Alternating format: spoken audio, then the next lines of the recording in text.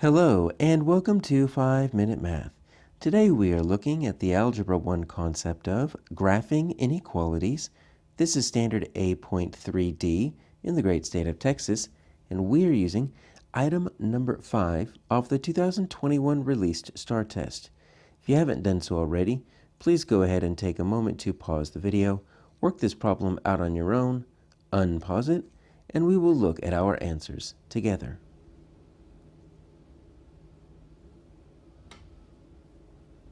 So we need to find which ordered pair is in this solution set. Don't really give us much to work with. We can at least go ahead and plot these though. So here's my A. It's going to be right on that y-axis. Here's my B, -3 up here to 5. My C is -1, 1. And then I've got my D at 4, 0, right on that x-axis, okay? Here's the problem. That is given to us not in our slope-intercept form. It's actually given to us in our standard form. Of course, obviously they have a greater than rather than equal sign, but really we need to change this standard form. We need to change it into our slope-intercept form. Y equals mx plus b, and then once again it's got the equal sign rather than the greater than sign. We can deal with that later. So for now, let's just kind of pretend like it's an equal sign, right? And we'll go ahead and solve for y. 16y is greater than 32. We'll just kind of act like it's that equal sign so we can think it's the standard form. All right, so we need to take away 8x from both sides to isolate the y. So it's 16y is greater than -8x plus 32. Then we need to divide both sides by 16. Now, thankfully, we're not dividing by a -16. Whenever you multiply or divide by a negative, you actually flip the inequality, but it's a positive 16, so it's still going to stay as y is greater than. Okay, so it's going to be -8 over 16, so this distributes out, so it's going to be -8/16. That's really -1/2 x. And then it's going to be plus 32 divided by 16 plus 2. Okay, so we're going to pretend like it's an equal sign, so we can look at the y equals mx plus b here. So we have our slope, that's our m.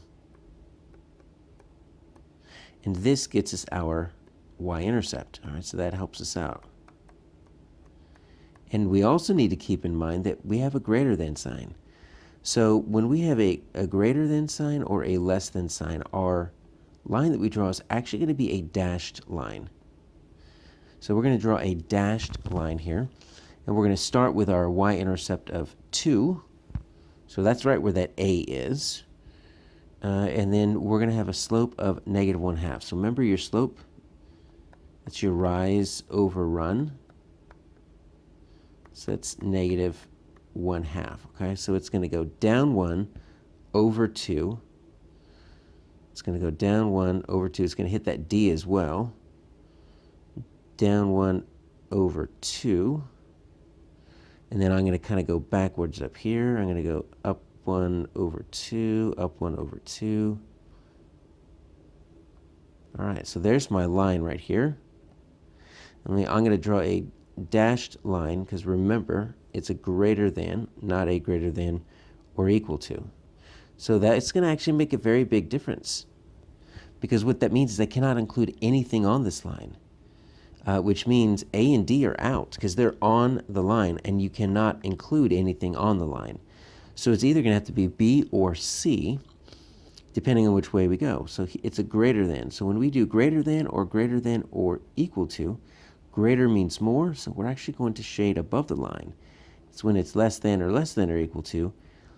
Less means below. We're going to go below the line. So we're actually going to shade above the line here. So A and D are on the line. We cannot include them. Our solution set is above the line since it is a greater than. The only thing up there is B, and that is our answer.